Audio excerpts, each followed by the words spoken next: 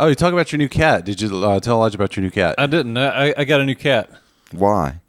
Because like she came up to the back door and she was really small and like she asked politely for food in cat tongue.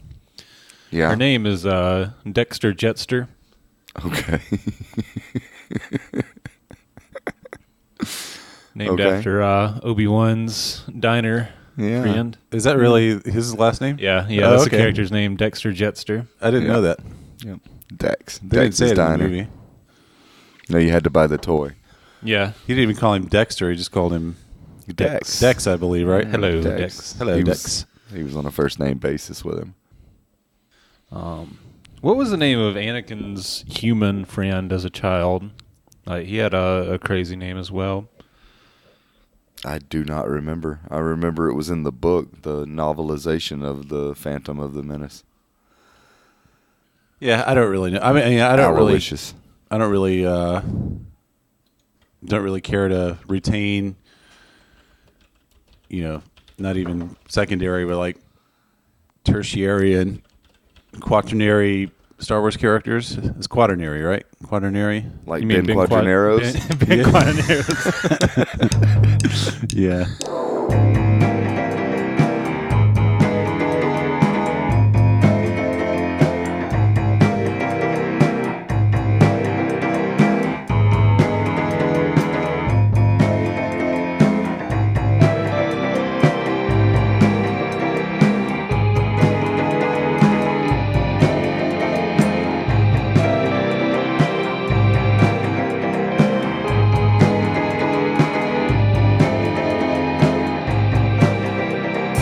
Hello, everybody. Welcome back to Book Club. I am your host and conch holder this week, Dylan Crowder. I'm Ansel Crowder. I'm Elijah Crowder. And we are clubbing for you this week Jitterbug Perfume by Tom Robbins. It's just so you know off the top here, if you haven't read it and you want to avoid spoilers, just stop listening now. There will be spoilers ahead. Be warned. Jitterbug Perfume is, to give you a little synopsis, it's about it's essentially about a king of I don't even remember the place. well, it never specified a place. It is he's a basically a barbarian Balkan king country. in Bohemia. Yeah, I did say Bohemia. Trying to become immortal. Like that's the main gist of it, and then there's some perfume business that kind of gets tied into it there. So yeah, He's not trying to become immortal. He's trying to not die. semantics. Yeah, okay. Yeah, he decides he does not want to die, so he does everything in his power to avoid that. And basically, the answer is perfume. Before we get really into the book, something that's kind of book adjacent that I want to share with the world. Some of you might already be aware of it, and I've showed this particular video to Ansel already. But Elijah, can you pull up a video for me and kind of narrate it to our listeners? Yeah, sure. Is this safe for work? Hold on. Oh well, Are you at work? No. But our listeners what do you may get? be. This guy. Yeah. All right, I'm on the youtube.com. What video? Okay, well, one of the best forms of comedy for me are perfume commercials. and this is the pinnacle of the comedy provided by perfume commercials. What you're going to look up in the YouTube is just do Johnny Depp Dior and make sure you get the full-length version. I don't want the edited one. Do you remember me showing this to you, Ansel? I do not know. A minute 21, the official director's cut? Yeah. Okay. And then just kind of narrate it for the listeners. All right, hold on a second. Actually, this kind of rings a bell. Let me see if This is a while ago, though, wasn't it? It was a couple of months ago I showed it to you. Okay, it's like a Johnny Depp wailing on a Les Paul, wearing all black, and some sunglasses. He's he's playing riffs from Bad to the Bone. Oh, and now he's narrating himself in a, what is that, a 66 Chevelle? Oh, wow. There's a buffalo walking down the road. He's looking at it. And now he's stopped. There's an eagle. And he's pulled a shovel out of the trunk. And he's walking into the desert. The coyote is hanging out on his Chevelle. He's digging vigorously. And he's burying all of his jewelry? What? He's got mascara on. Oh, yeah. Sauvage by Dior.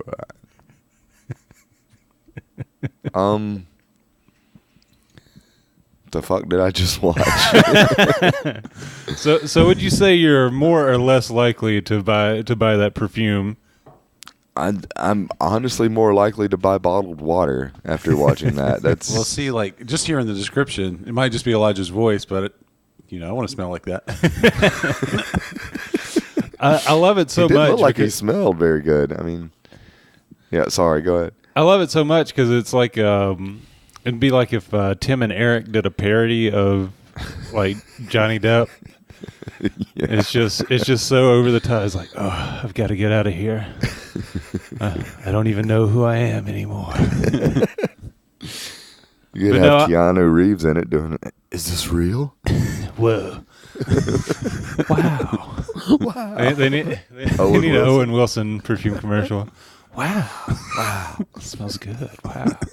No, there's I really do I get a kick out of these perfume commercials because they're like they always have like these A-list actors and actresses.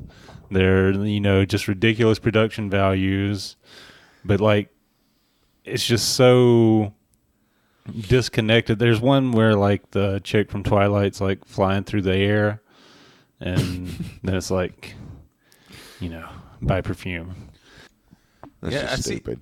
I have seen these commercials. I don't know. I'm guessing why it's like the TV shows I usually watch. It's like your SpongeBob, your iCarly. So it's commercials are usually like moon sand and shit like that. I don't know. You know those Lincoln commercials with Matthew McConaughey? Yeah. Those could be substitutes. Those are like, could be retrofit into... Right. Just at the end, just pop up the bottle of perfume. It's like Enigma by McConaughey. Like, just imagine how many millions of dollars were spent. Yeah. I was just thinking, like, I'll never see that kind of money. Yeah. And this is for a 3.5 minute commercial for some smell good. Yeah. So, guys, you want to talk about a book? Yeah, I suppose. Let's do that. How do you want to do it? Sure, you've got the conch in your hands. Well, let's just. I'll start off by saying that this book was hard for me to get into, and part of the reason why I believe was the bits in the first half of the book about that we're talking about the perfume industry, and it was kind of like these four stories. So it's told like in a nonlinear fashion. Mm-hmm. There's one perfumer in Seattle, one perfumer in New Orleans, another perfumer in Paris, and then you also have the tale of King Alobar trying to not die. And for me, like in the earlier parts of the book, the storylines with the perfumers were kind of boring, and I didn't really identify with any of those characters. But I really did enjoy the sections with King Alobar. So like whenever one of his chapters came up, I would be really into it. But then when it's shifted to another narrative, I kind of hit a rut, and I didn't want to really dig into it any much further than that. Okay. Query. You like the parts with King Alobar. Yes. But you completely slammed One Fish, Two Fish for being too sexy or, Well, yeah. Explain yourself.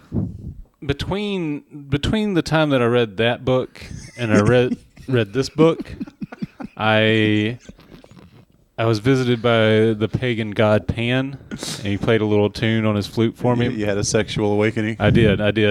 But Randy. Also, Billy Graham died in that time in between, so like I don't have to front anymore. Yeah, your tormentor is gone. Yeah.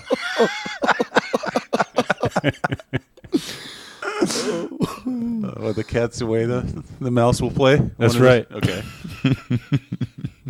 All right. So that aside, what did you guys think? I really liked it a lot. I mean, like you, it was hard for me to get into. But I think the reason I couldn't get into it wasn't because it was boring. It was just because I usually, like a lot of times I'll read like semi-casually. Like I'll put music on or, I'll have a radio going or something like that. But this book, I felt like you couldn't really do that because you couldn't sort of do it casually. You had to be engaged because it was pretty dense, I guess. That's my guess. But it took me a while to get through it, and I ended up doing like a marathon reading session yesterday and this morning. And I really liked it a lot.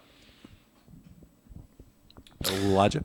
I got 3/4 of it read. And that's not to say that it wasn't good, but man, did it drag.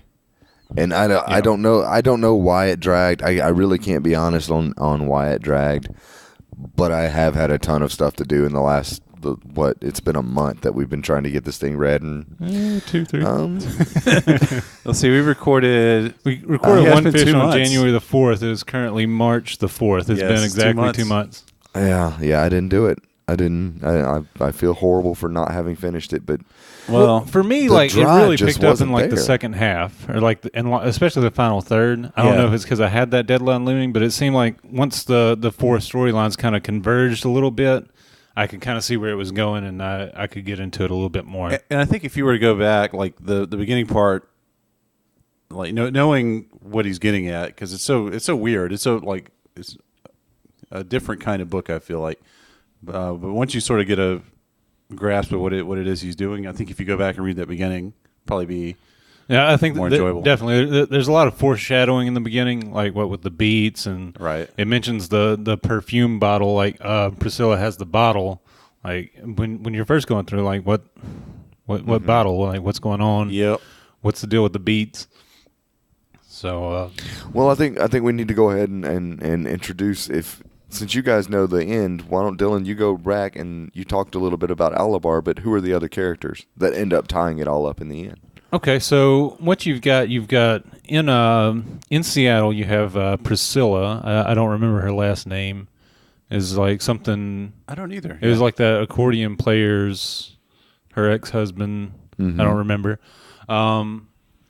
But she was a genius waitress in Seattle who was it wasn't Lester, like it was. That was her father's name. Okay, like the wallet. Yeah, wallet lifter. Wally Lester, wallet lifter. Who was her father was a con artist in New Orleans. So she was a genius waitress up in Seattle. She would in her off time she had her own like home chemistry lab where she would work on perfumes and whatnot. And then in New Orleans you had her stepmother and her assistant, Madame Devalier. That's how I pronounce it. And Valou Jackson. Yeah. They were Madame Devalier. She ran like a perfume shop / voodoo / hurricane drop-ery. Moving on. Other characters involved in the tale. You had the Lefebvre brothers. No, they were cousins. They were cousins in Paris, and they were part of a Claude and Marcel. Yeah, Claude. How do you pronounce that? Lefebvre. I said Lefebvre. Sarah speaks French. How do you pronounce Lafevre? No, it's all E's, man. It's Lefevre. Lefevre. Lefebvre. Lefebvre. Lefebvre. But it wasn't R-E, it was E-R at the end. Lefebvre. Lefebvre. Lefebvre. Again. Lefebvre. There must be something wrong with my eyes. Lefebvre. Because I can't take them off of you. Did I get that right, honey? Okay, thank you. Close enough, I think. Anyway, like they were cousins that were part of the ownership of a large perfume and scent conglomerate. You had Marcel, who was kind of a, what's the word? Savant, kind of? Yeah. An eccentric. Yeah, he was an eccentric savant.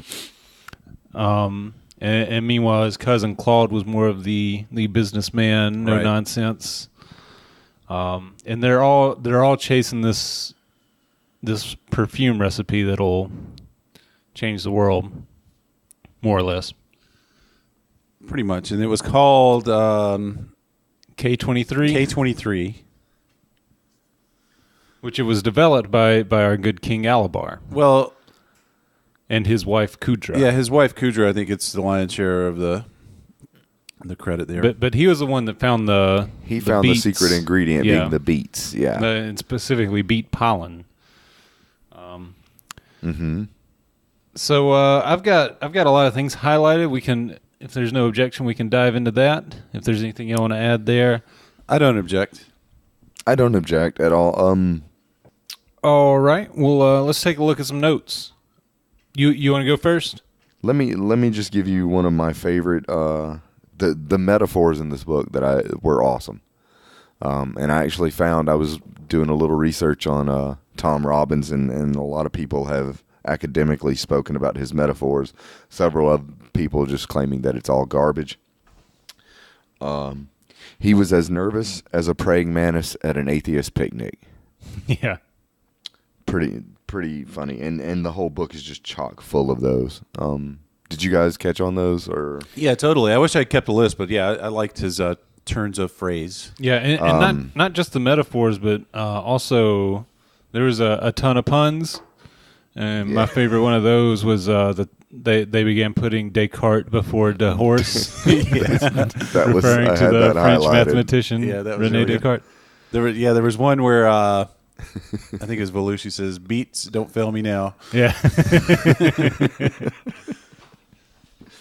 So yeah, I liked his puns and wordplay, and yeah.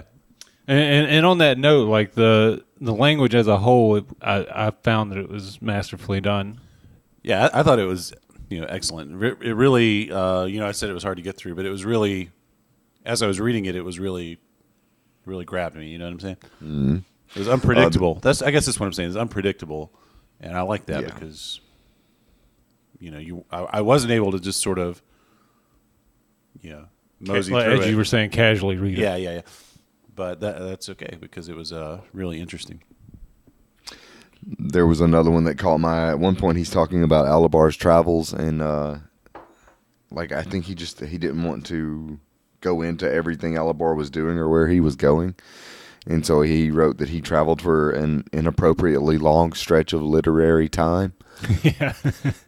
That made me chuckle a lot, and in a lot of ways, this book really reminded me of a Pratchett. The Pratchett novel that we did, and some of these really clever turns of phrases, and well, see, I mean, maybe not too clever like Pratchett was, but I didn't think about Pratchett at the time. The thing that it reminded me the most of that we've done so far is Survivor by Polnick. Is that really? I mean, it's kind of irreverent like that, and also just sort of I don't know how to say it, but it was just kind of like.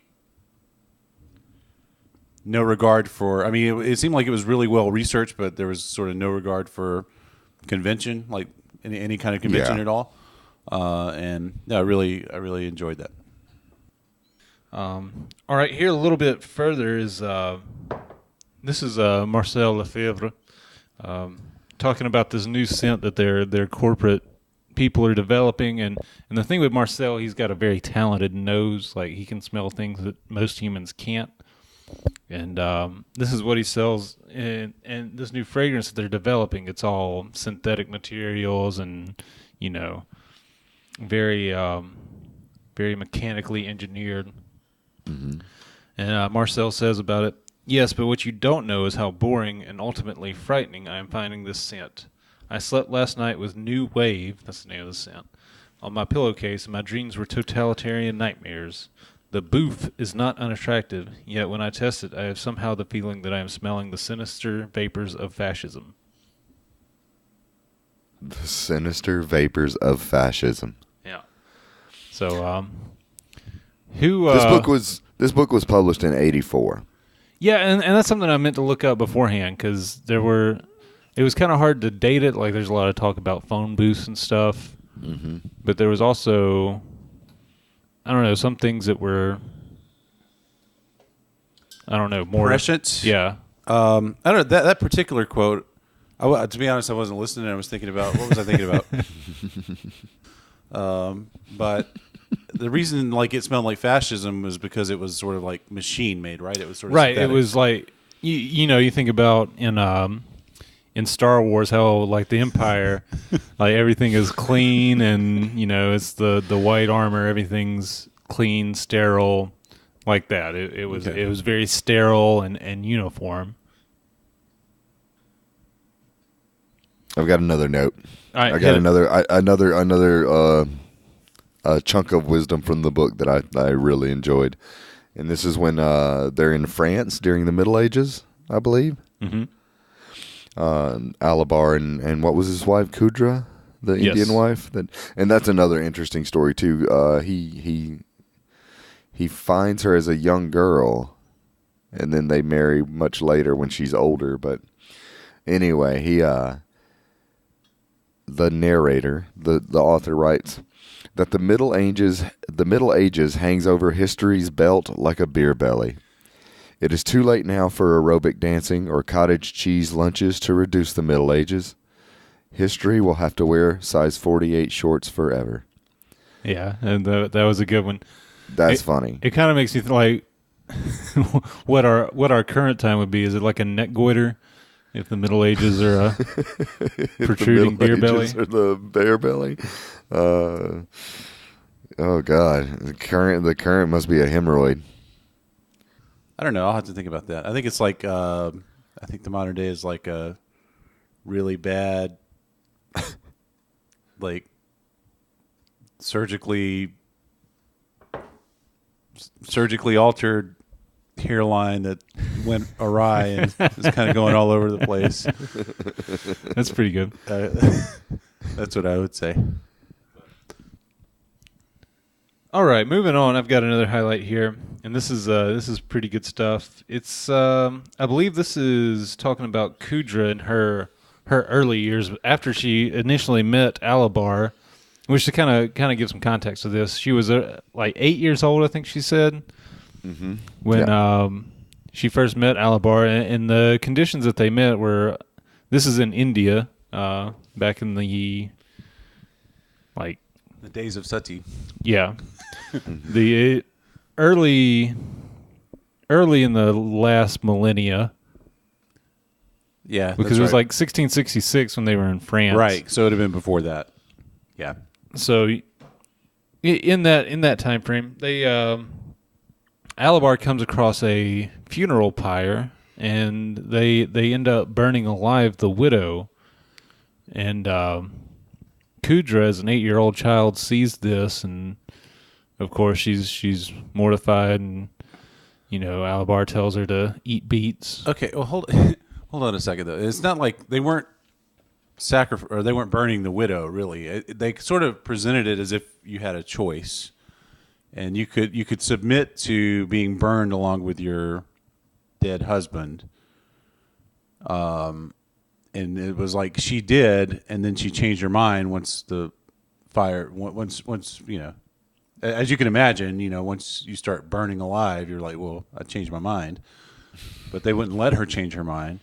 And Right. So I think the way you said it seemed like they were just they changed. They almost, even though it wasn't really widow, they presented it as if widows had the option. You know what I'm saying? Well, yeah, I mean, even if they didn't get on the pyre, like they had that option, but they would be completely outcast from the society. Right. So you could technically still be alive if you wanted to, if you want it to be. But the culture was such that, it was seen as more of a, more of an honorable thing, more of a virtuous thing to submit to the funeral pyre. Right. Which is weird. Yeah. Culture is a weird thing, right? Yeah. So yeah, she goes on to live her life in ancient India. She took an interest in aromatics, which was her father's business, but she was arranged to marry someone that made rope, and ultimately had a pretty miserable life there. She hated making rope. She wanted to make things that smell good. And this is another person, kind of like Marcel Lafleur, that had a special nose that could smell things that normal folks couldn't. And this is talking about her time in her father's shop making incense. It says, it was then that she realized that it was the odor of the incense that had intrigued her all along. Only now the smells filled in the fantasies that heretofore had been mere outlines, smeary contours scrawled in ghost chalk. Perhaps the most terrible or wonderful thing that can happen to an imaginative youth, aside from the curse or blessing of imagination itself, is to be exposed without preparation to the life outside his or her own sphere, the sudden revelation that there is a there out there. And that was probably one of my favorite lines in the whole book. I don't really have anything to add to it, but it's... I wish I didn't take notes, because I figured since I didn't have the conch. But there were a lot of things like that where I was like, wow, there's a lot of food for thought in this book. A lot of wisdom. A lot of wisdom. It's chock full of wisdom. Pearls of wisdom and foods for thoughts. Thought nuggets. Yeah. Wisdom pearls and thought nuggets. Yes. I've got a few more quotes I want to get to, and like we were saying, there's a lot of wisdom pearls, thought nuggets all throughout here. And this is another one around that same time that it's talking about Kudra's journey before she rejoined with Alobar. And this is after she's been arranged to marry the rope maker. It says, should you fail to pilot your own ship, don't be surprised at what inappropriate port you find yourself docked. I've got that highlighted too. That was one of my favorites. And then shortly after that it says, the price of self-destiny is never cheap, and in certain situations it is unthinkable. But to achieve the marvelous, it is precisely the unthinkable that must be thought. And that's that's really good advice. If you don't seize control of your destiny, then you only have yourself to blame. And as scary as it may be to do that, if you want to do that, you have to do that. You're looking right at me when you say that. Well, that's because I need someone to look at. Elijah's across an ocean. I'm trying to have a conversation here. Okay. I wasn't trying to point the comments towards you. I was pointing it at humanity as a whole. But you still give me a lot to think about, and I'm going to leave here and rethink my life. Yeah, that's the thing. This book is a booger to talk about, I think, because it's just it's almost like the plot and I think this book is just like a great delivery system for maybe metaphysical stuff, but not cheesy metaphysical stuff. Just right. the it's like self-determinism, individualism. Yeah, sort of living for the moment. And the idea of life and death. I mean, it's like the age-old questions. It's like the basic philosophy 101 or whatever. But the whole perfume thing and New Orleans and Paris and the eclipse and all this stuff is just like a really cool delivery system for that. But I think it's hard for us to talk about it because the plot doesn't really matter, I don't think. You know what I mean? Right. Like the plot exactly. The plot is kind of like, the beat and the perfume. It carries the jasmine and the citrus notes. That's right. It forms a good base. Very nice. Good job, fellas. Let's talk about beets for a second. Do you guys like beets? I want to didn't Mom used to cook beets for us when we were kids? All the time. She did, but I think they were canned beets. They Yeah. were. I remember and they enjoying were those. Yeah, I liked fantastic. them. Like Yeah. sugar beets. But I know that this is gross. This is gross AF. But you know how they were saying like your digestive tract can't even change the color of the beet? Like I've got that highlighted. Is that true? Did you guys look after beet eating? No, I never did. I don't recall pooping red. We'll have to. I think it's like little red fishes, it said, or something like that. Okay, here we go. This is at the very, very end of the book, like the epilogue. Beets consumed at dinner will. Well, let me start at the beginning because I've got this all highlighted. The beet is the most intense of vegetables. The onion has as many pages as War and Peace, every one of which is poignant enough to make a strong man weep. But the various ivory parchments of the onion and the stinging green bookmark of the onion are quickly charred by belly juices and bowel bacteria. Only the beet departs the body the same color as it went in. Beets consumed at dinner will, come morning, stock a toilet bowl with crimson fish, their hue attesting to beets' chromatic immunity to the powerful digestive acids and thoroughgoing microbes that can turn the reddest pimento, the orangest carrot, the yellowest squash into a single disgusting shade of brown. At birth we are red-faced, round, intense, pure. The crimson fire of universal consciousness burns in us. Gradually, however, we are devoured by parents, gulped by schools, chewed up by peers, swallowed by social institutions, wolfed by bad habits, and gnawed by age. And by the time we have been digested, cow-style, in those sick stomachs, we emerge a single disgusting shade of brown. The lesson of the beet, then, is this. Hold on to your divine blush, your innate rosy magic, or end up brown. Once you're brown, you'll find that you're blue as indigo, and you know what that means. Indigo, indigoing, indigone. That, speaking of, I'm not even going to play. That is awesome. I love that. Yeah. It is very, very well done. Sums up the book. Wraps it up nice and neat. I agree. This book, let me you mentioned this in the last episode, but somebody listening to this one may not have listened to the last episode. Right. So in an effort to keep everything self-contained, explain how you chose this book. Okay, so Ansel and I Yeah. went to see Open Mike Eagle. We went to see him live, and after the show, he was working his own merch table, and I didn't have money for any merchandise, and there were people in line getting selfies taken with Open Mike and things like that. But I had the idea standing in line. Ansel was getting a vinyl, I believe, and I was just kind of along for the ride. I was like, let me get a book recommendation, and he thought about it for a couple minutes, and it didn't take him very long. He came up with Jitterbug Perfume. By Tom He Robbins. was kind of on the fence between this and another one of his books called Still Life with Woodpecker. Right. I remember that because working in a bookstore, I've seen these books before, but never thought I'd ever read them.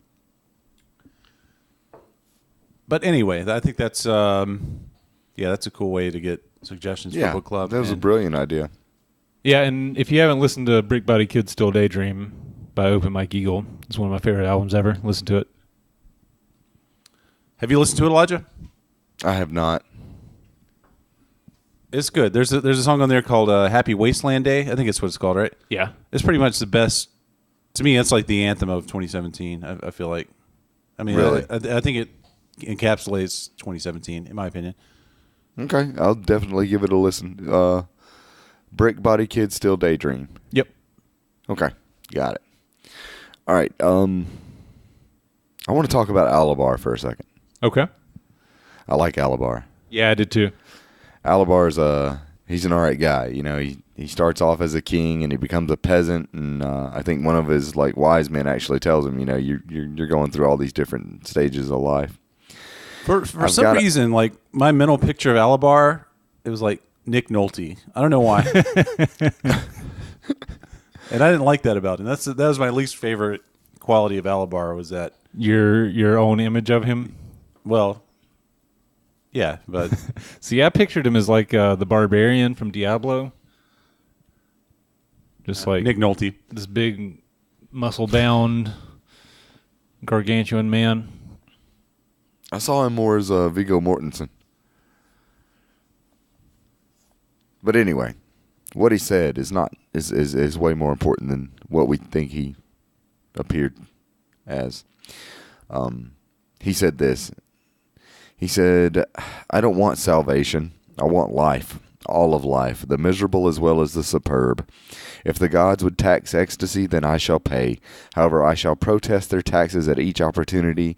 And if Woden or Shiva or Buddha or that Christian fellow, what's his name, cannot respect that, then I'll accept their wrath. At least I will have tasted the banquet that they have spread before me on this rich, round planet, rather than recoiling from it like a toothless bunny. I cannot believe that the most delicious things were placed here merely to test us, to tempt us, to make it the more difficult for us to capture the grand prize, the safety of the void. To fashion of life such a petty game is unworthy of both men and gods." End quote. Yeah, that's that fire. Yeah, And I mean, he was it through like the whole book. He was just like, you know what? Damn it all! I ain't dying. You can't have me. But see, like, I guess I don't know. Maybe the way I read it, it's like not the character Alobar saying this. This is like the author Tom Robbins telling me this. You know what I mean? You know, is it? I'm going to disagree because I mean, yes, technically, but I mean, I think Tom Robbins did a good job of like using his narrative voice and also allowing his characters to have their own motivations and their own voice. Yeah. I'll just have to read it again. I don't know. This is a book. I mean, I'll probably, put it like sell it like I usually do, or give it away. But I'll come back to this later. It was heavy and dense. Mm-hmm. He laid it on thick with the knowledge. One thing, Alobar's journey, it kind of reminded me of another book that we read, The Gospel According to Biff, A Christ's Childhood Pal Story.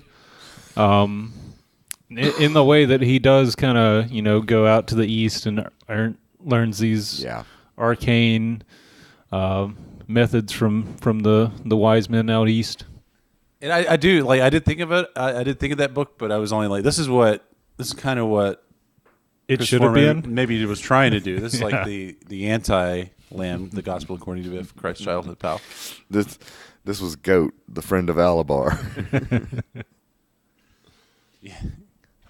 I like Pan, too. Pan as a character in the book worked really well. I've got to say that, like he meets him and he actually is a recurring character throughout the thing, and that was pretty awesome. He's a little too sexy for my liking. Too much sexiness Randy going Goat, on, man. Yeah, well, Yeah, he's a Randy Goat surrounded by nymphs. There was a part. It might have been after you stopped reading, or after the part that you got to.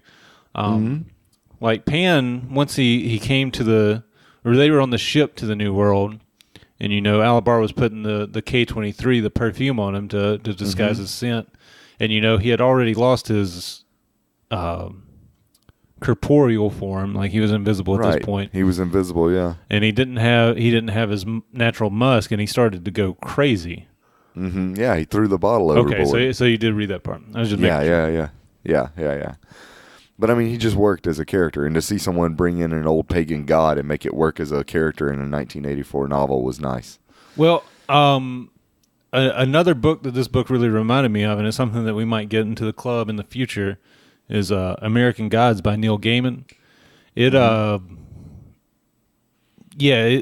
really, the way that he used Pan, and the way that it talked about the old gods fading because nobody believing in them.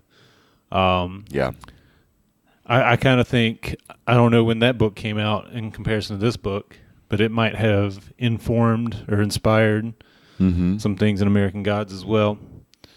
Because you run into the same things, like the old gods are losing power because of a lack of belief, and they manifest as characters in the story in the same way. It reminded me, American Gods was 2001. Okay, apparently. So yeah, maybe Neil Gaiman read this book and was like, "That's a really good idea." If we're doing the whole, this reminded me of this book. I read a book a couple years ago called Julian by Gore Vidal, and I think I recommended it to you. Mm-hmm. But it's a historical novel about the Emperor Julian, who came like a couple after Constantine. And he tried to restore the old Hellenistic gods. And it's pretty good. It's pretty accurate. And I feel like it was a similar kind of narrative and stuff. So I don't know. I think I might recommend that eventually. It's just that Gore Vidal is a little bit like insufferable, a little bit, a little douchey. But it was a really good novel, and I loved it. But yeah, I'm kind of reluctant to. First of all, it hasn't been that long since I read it. Right. I don't want to read it again. Second of all, Gore Vidal, kind of a smug bastard. But anyway, I've got a ton more wisdoms that I'm just going to kind of hit them rapid fire. Those who possess wisdom cannot just ladle it out to every want-wit and jackanapes who comes along and asks for it. A person must be prepared to receive wisdom, or else it will do him more harm than good. was that the Bandaloons who said that? Let's see. The Bandalonians? No, I think that was the witch doctor of his tribe that he went back to see, or that first tribe that he ran away and hid to. No, this was later on in Yeah. the book. I don't think so. Yeah, this is Samyi. It's not the Bandaloops, but the other Neighboring Yeah. the sort of gated community Bandaloons. Actually, I think it was more so Alobar telling Kudra about the Bandaloops. Oh yeah. Moving on. Poor little babies are so afraid of pain that they spurn the myriad sweet wonders of life so they might protect themselves from hurt. How can you respect that sort of weakness? How can you admire a human who consciously embraces the bland, the mediocre, and the safe rather than risk the suffering that disappointments can bring? And this is actually Alobar speaking to, I believe it is the same folks, the Samyi tribe. Like there's huge chunks of stuff that I've got highlighted, and it's just all. Do you guys That's remember like when the Mom? that's the burden of being the conch holder. Yeah. It's like you can Yeah. highlight too Yeah, much, you can highlight not enough. You can You got to find that balance. It's kind of like Matthew McConaughey in that Lincoln commercial. I gotta get out of here. The city's getting to me. The Lincoln's got that balance. Osiris. Thanks, bud. There's literally a Lincoln commercial where like Matthew McConaughey is driving his Lincoln down a desert highway, and there's like a buffalo in the middle of the road. He's like, "Old Osiris, what's happening, Buffalo?" I haven't seen that. And then like the buffalo just looks at him. And he's like, "Thanks, buddy," and he turns his Lincoln around and goes the other way. No way. No way. Hold, please. You're joking, right? He does have one where he's like, you got to find that balance, but I don't remember what the balance is. It's like it's not work and play. It's like Lincoln driving and walking, driving a luxury and driving something that's practical. wearing a shirt and not wearing a shirt. Yeah. Partying at the Moon Tower and not partying at the Moon Tower. Okay. Hold on for this important message from our sponsor.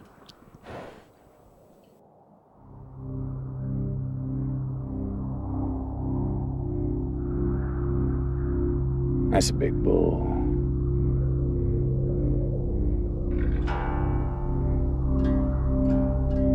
I think that's old Cyrus. 1,800 pounds of do whatever the heck I want.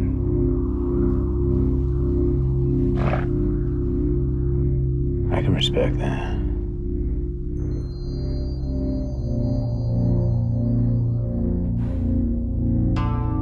Take the long way out.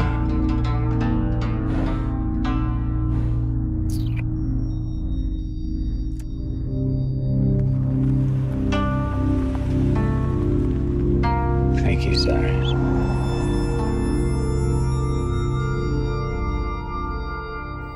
I I can't believe he was able to keep a straight face. That's pretty impressive. Yeah. That's the best acting. It must have just been like a green room. They had like a cardboard box, a green cardboard box, and a.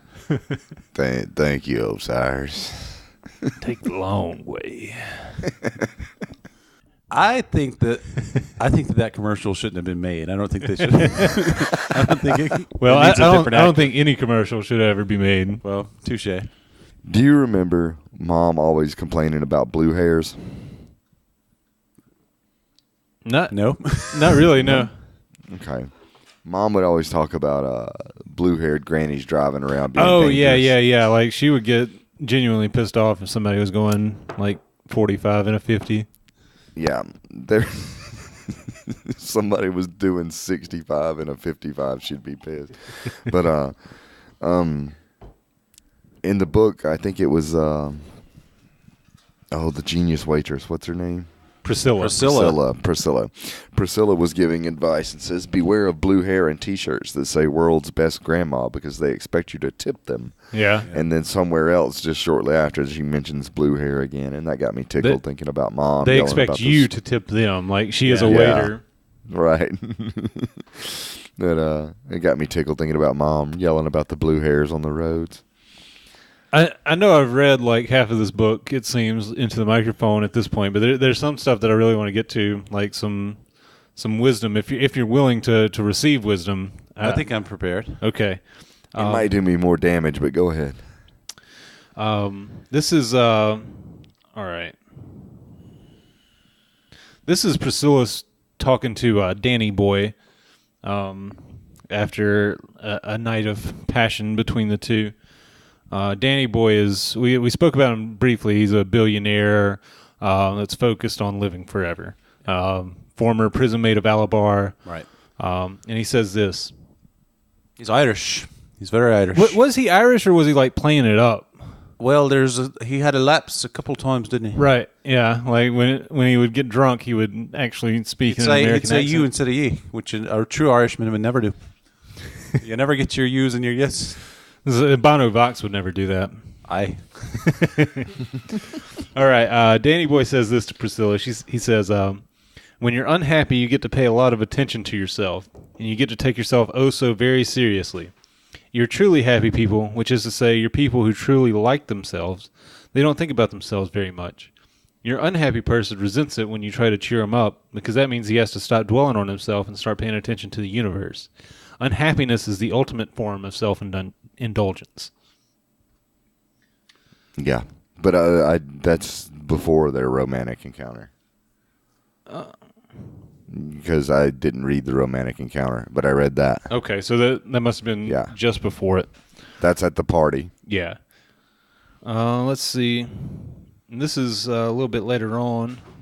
All right, this is Claude Lefebvre talking to Luc Lefebvre, which is his father, and I think they're like the CEO of their perfumery, and they're listening on tape to a speech that his cousin Marcel, the one with the special nose, was giving to a conference of perfume folks, and Marcel has this to say: It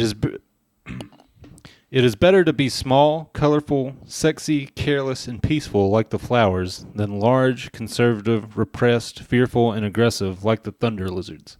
A lesson, by the way, that the earth is yet to learn.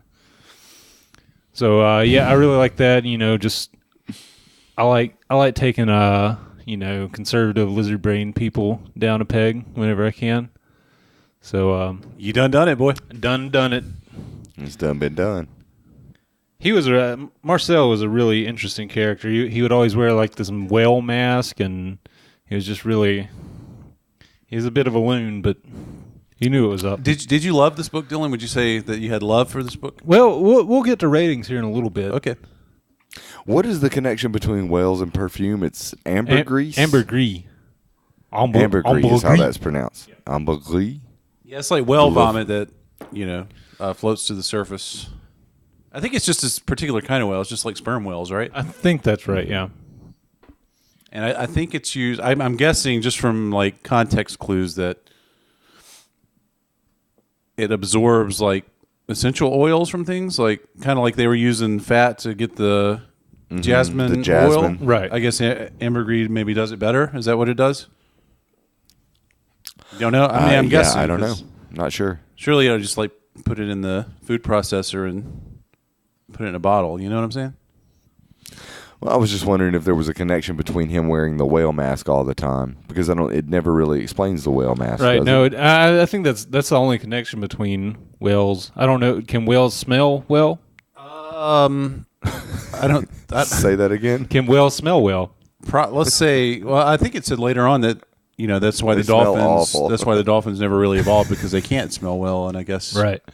Like their brains never developed that Yeah, extra memory space. but I think the whole thing with him wearing the mask was just to give you the idea that he was eccentric. A little Yeah. odd. This is once again, this is Danny Boy and Priscilla speaking about life, death, and perfume. And Danny Boy has to say, "'Tis their religion. To a man, your leaders believe that life on this ball of clay is merely a test, an entrance exam for eternity. 'Tis the next life they're interested in, a life spent swapping tales of power with God, sitting around the lobby of the Paradise Hotel. That's why they're so dangerous, those righteous old farts. If they pushed the button and furnace the earth, they'd say the earth had it coming. Sin and immortality and all. Most of them are secretly wishing for it. Fry those of us who are at ease with nature and enjoying ourselves, then harpsichord off to their reward." And I think that kind of ties into something that we've talked about. I think it was on the podcast, talking about, like super religious people, how they, secretly wish the world to end. Yeah, I don't know if it made the cut, but I seem to remember you saying "horny for those end times." Right. That was your expression. They're real horny for it. So, yeah. I mean, That was sad. yeah, that was when we were talking about Persepolis, I think so, yeah. and I guess I don't really remember why we were. I think we were talking about. Well, you were real incredulous about like why people believe the things that they believe. Yeah, well, particularly how people can believe that Jesus is going to come back probably in their lifetime and then abscond with them upward. I mean, that's just to me it's insane for you to actually believe that that's going to happen. Like, I think I understand like cultural forces that push and pull you to church and stuff. And I get why you would go along with it. But actually earnestly believing in magic. And see, I don't think there are as many people as you guys are saying. I think it's people who actually believe that are kind of rare. Well, I think it's a combination. Like, I think people they tie their entire identity into that belief when they're, a child and are still gullible towards that if they were to later, like, re-examine that belief, then their entire identity would become unraveled. Yeah. Well, I hope for the rapture.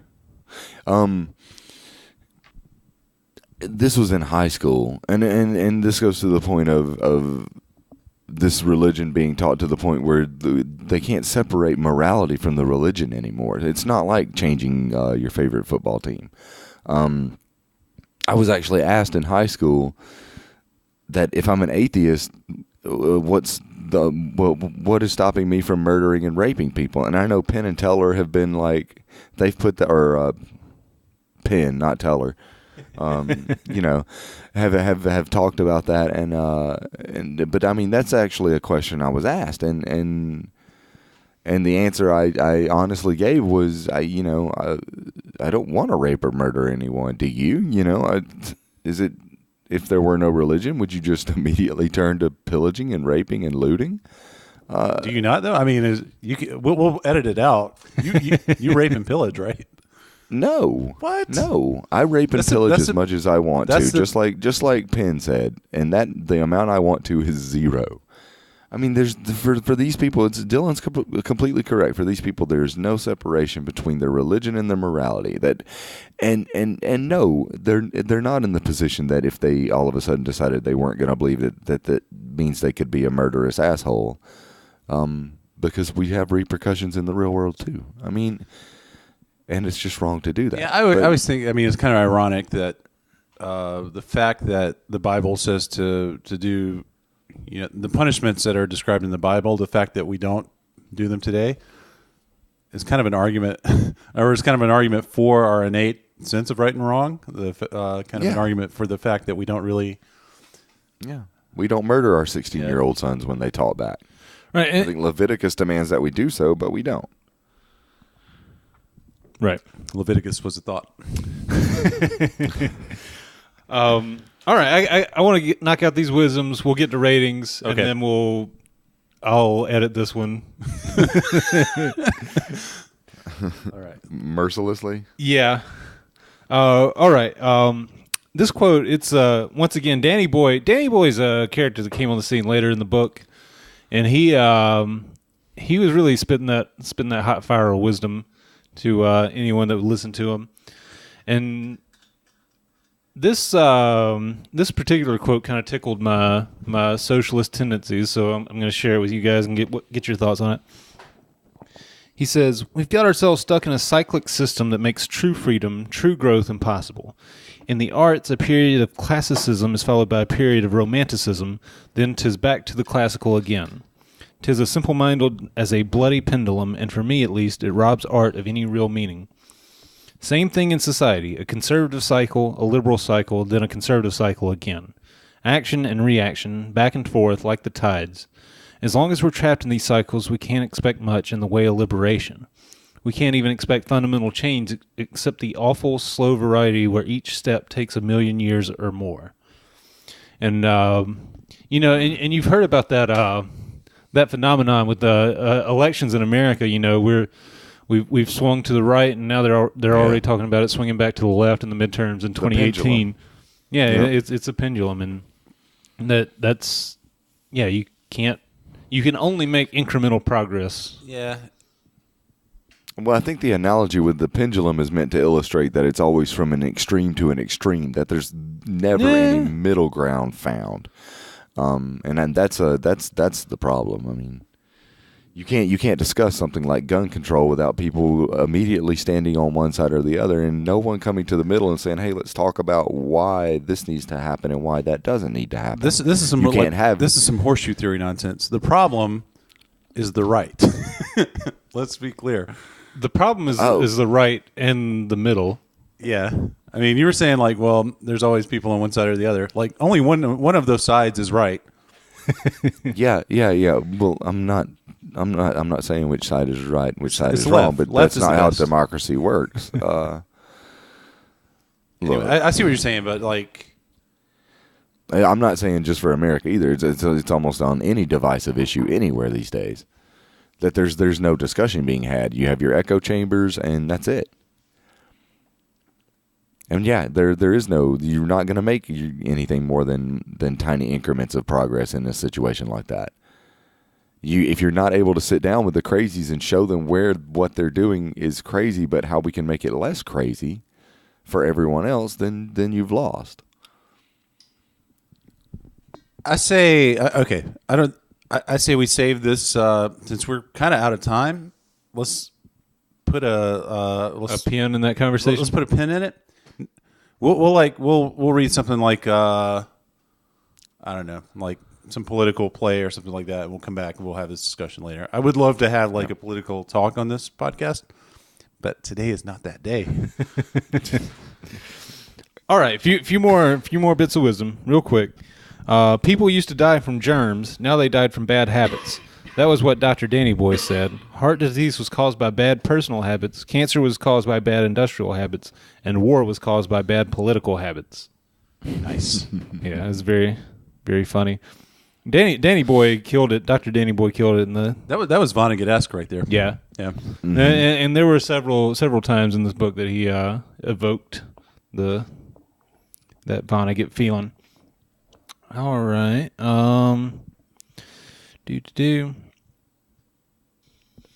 right. One final bit of wisdom here, and then we'll move on to ratings, and then we'll wrap it up. We've got I don't have any context for this, so just enjoy this wisdom. The physical frontiers have been conquered. The Industrial Revolution has shot its steely wad. In our age of in our age of high technology, the rough and tough manifestations of mammalian sensibility are no longer a help but a hindrance. And the vestiges of reptilian sensibility, with its emphasis on territory and defense, are dangerous to an insane degree.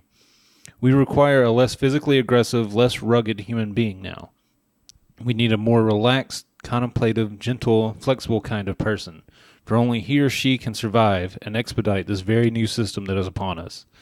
Only he or she can participate in the next evolutionary phase. It has definite spiritual overtones, this floral phase of consciousness. And what this is talking about is like the evolution of the human brain from reptilian to mammalian to like a floral brain, a flower-centric brain. And it kind of ties in all the perfume and everything into this unified theory of being and the next step for humanity. And I just really liked how that smelled to my brain.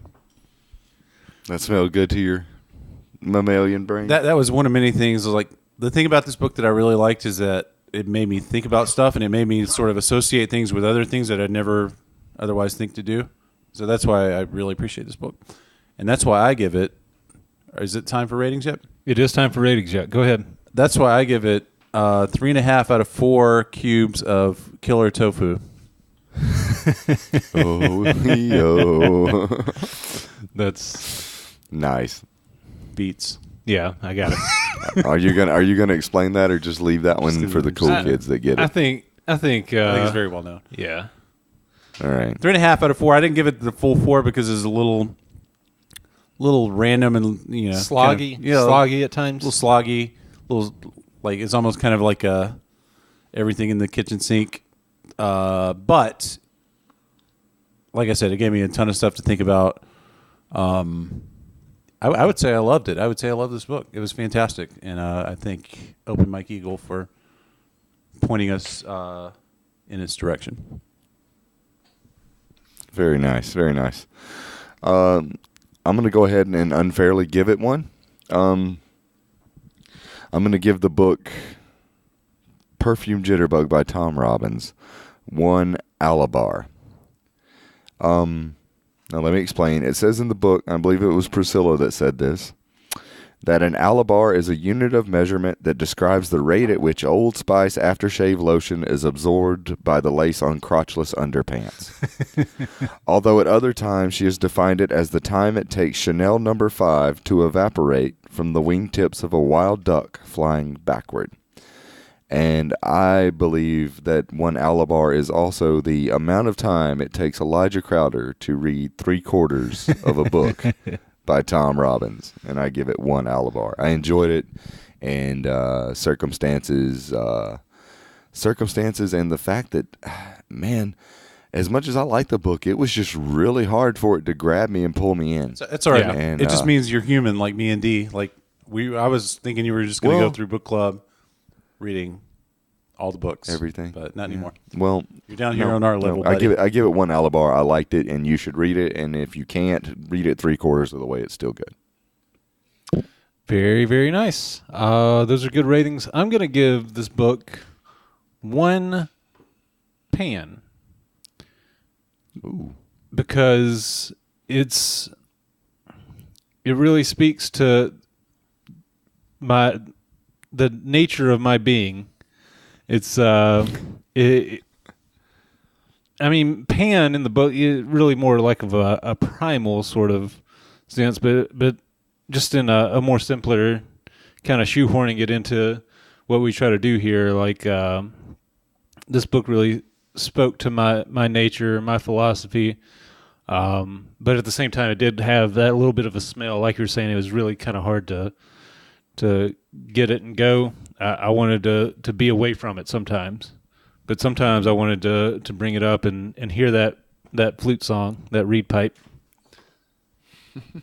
Very nice. So yeah, that's my rating. One out of 1 pan. Very clever. 1 out of 1. All right, let's pass the conch on to Ansel for our. No, I'm not doing that. Just pick up the goddamn conch. Okay, I got it. All right. Here's the deal. my choice for our next clubbing is a book called "I Never Had It Made" by one Jackie Robinson of One Baseball. I figured this will be the episode that we released right before opening day, and I would like for it to have maybe a baseball theme. And I figured since they always, they wear his number, which was 42. 40, yeah, it was 42 or 43, 42. Let's go into a little bit of Jackie Robinson's history because I only know like the very surface level. He's the first black baseball player in the major leagues. In the major leagues that they had the Negro leagues were its own thing, and he was the first to play, and it's kind of culturally significant, and it's also ties into opening day for baseball season. So that's what I picked, and I'm looking forward to it. It's going to be interesting, new, different. So yeah, I dig it. That's going to bring up some heated discussion, I believe. Perhaps, but maybe we'll just talk about baseball and Star Wars. Sounds good to me. Sounds like a plan. Well, hey guys, thanks for listening to this episode of Book Club. We had fun. We hope you did too. As always, follow us on stuff. Just go to your phone and say, "Okay, Google bookclubcast.com." If you just Google Book Club, you'll probably find it. You might have to click. There's a movie coming out called Book Club. Did you guys see No, that? I didn't. It's about What? It's Cease and desist. Cease and desist. no, it's about like it's got Jane Fonda and Mary Steenburgen, I think her name is. Uh-huh. And who else? That's Brian Springsteenbergen's wife. That's crap. What's his name? God on. It's not even God on. Ted Ted Danson. Danson. Yeah. Yeah. On Good Place. Yeah. Yeah, it's them. It's like it looks weird. It looks like it's like I saw the trailer, and it looks like the same studio that did 50 Shades of Grey. They were like trying to like recover their losses because it's like the book is about them buying 50 Shades of Grey and then them having A book club about kind of an awakening similar to Dylan's after Billy Graham died. they let go of their hang-ups. Yeah, and anyway, there's a movie called Book Club coming out. It could either be fortuitous for us. Not until our lawyers get a hold of it. Well, that's what I'm Right. saying. It could be people could accidentally stumble on us, and we got to get Ted Danson on as a guest clubber. we got it's baby steps, dude. We've only had like which reminds me, like I was going to put this out there. Any of our pals or even strangers, I don't care. If you have a book that you want us to read, let us know. We'll drop what we're doing and read it. And we'll also try to get if you're technologically able to get in on the club with us, I say come on in. What do you Yeah, say? absolutely. You guys cool with that? So Yeah. So yeah, just let us know. Hit us up on the Gmail, bookclubcast@gmail.com, Twitter @bookclubcast. Y'all know how to use We're the on internet. Facebook. Y'all read books. Y'all know what's up. Yep. So that's going to do it for this episode. In 2 weeks, join us for, what was the name of that book? I Never Had It Made by Jackie Robinson. Never Had It Made by Jackie Robinson. Excellent. He wrote it. It's an autobiography, huh? It's an autobiography. I don't know if he had Very a like Ghost Rider. Ghost Rider. no, well, Starring Nicolas Cage. I don't know if Guys, let's get the fuck out of this outro. Good night. Good night, folks.